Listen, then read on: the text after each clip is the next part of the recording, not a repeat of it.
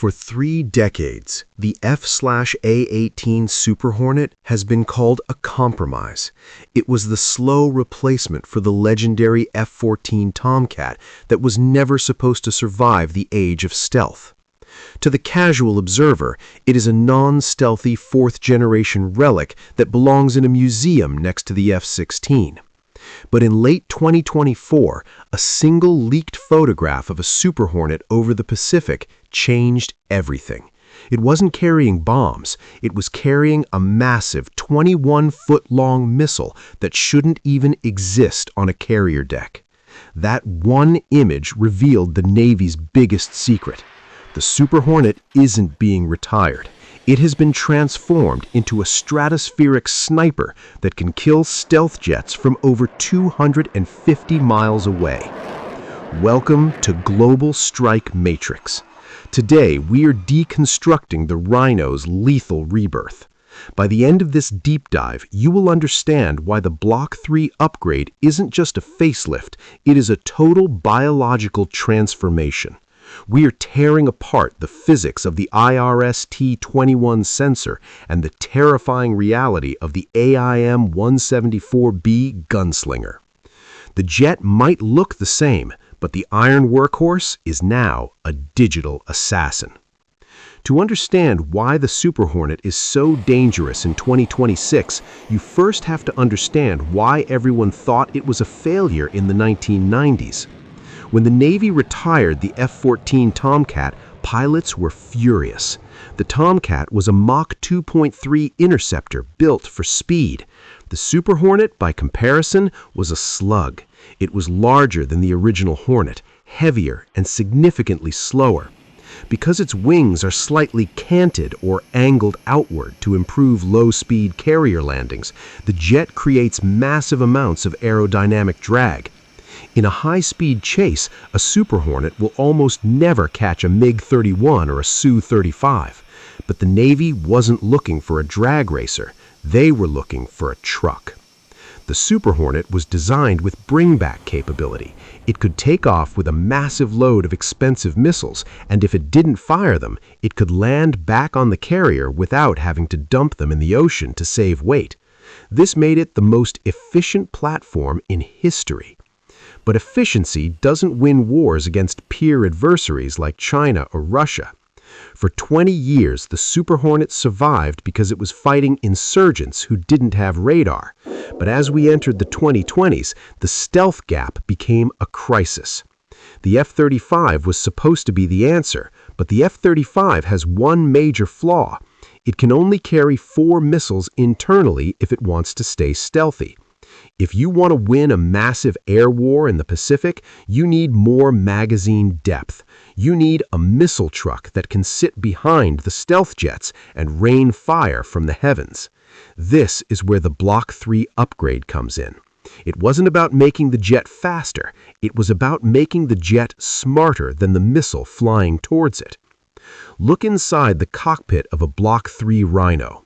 The first thing you see is the advanced cockpit system, a single massive 10 by 19-inch touchscreen that looks more like a Tesla than a fighter jet. But the real magic is hidden behind the glass. This jet has undergone digital brain surgery. The Navy installed the DTP-N, which stands for Distributed Targeting Processor Networked.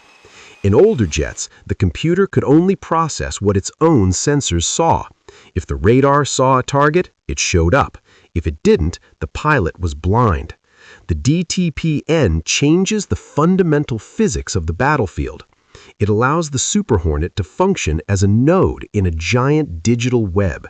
Through a high-speed data link called TTNT, Tactical Targeting Network Technology, the Super Hornet can see through the eyes of every other American asset in the area. It can see what an F-35 sees 50 miles ahead. It can see what an Arleigh Burke destroyer sees on the horizon. This creates a fused tactical picture. The pilot no longer has to guess which radar blip is a threat. The computer compares data from satellites, drones, and ships in milliseconds, highlighting the most dangerous enemy target in bright red on that massive touchscreen. But even with a great brain, the Super Hornet is still a big, non-stealthy target. On an enemy radar, it looks like a barn door. How does it survive against a J-20 or an S-400? The answer is the IRS-21, the Silent Hunter Pod. In 2026, stealth is the golden standard. If you can't be seen on radar, you win. But stealth technology has a physical limitation that cannot be coded away, the second law of thermodynamics. Any object moving through the atmosphere at Mach 1.5 generates heat.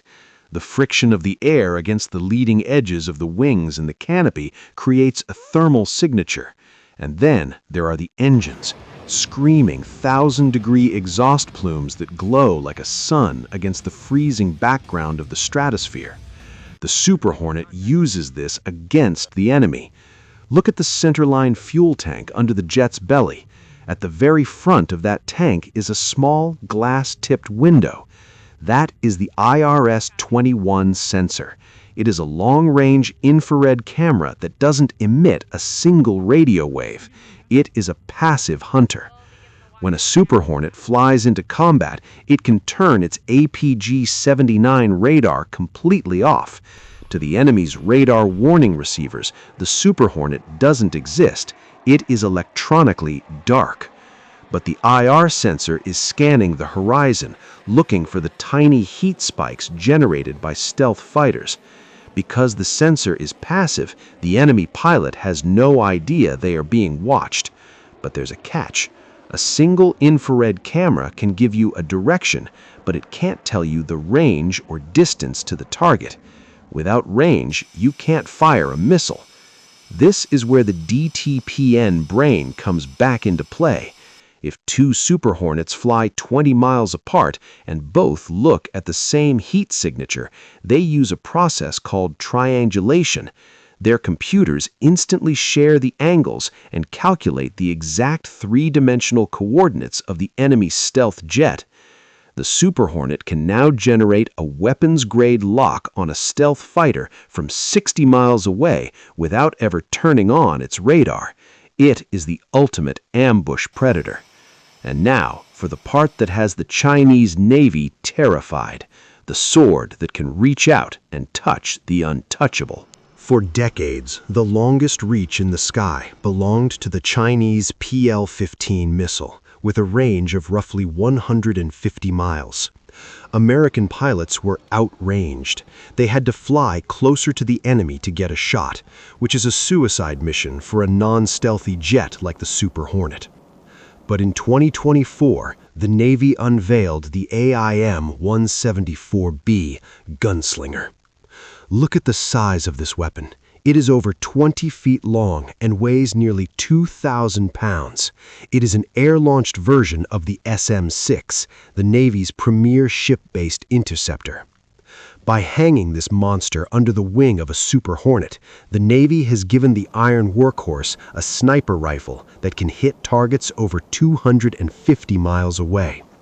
Think about the physics of this engagement. A Super Hornet doesn't need to fly into the danger zone. It can sit hundreds of miles away, protected by its own carrier's electronic warfare bubble.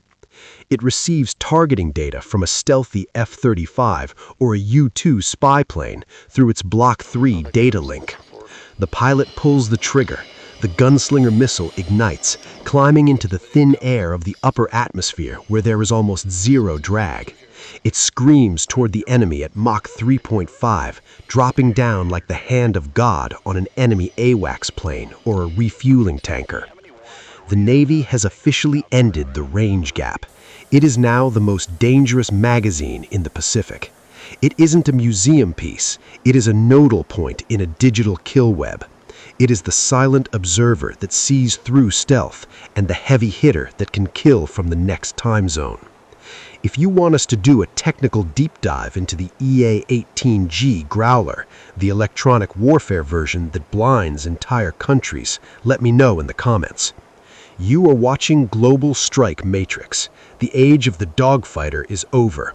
The age of the digital sniper has begun.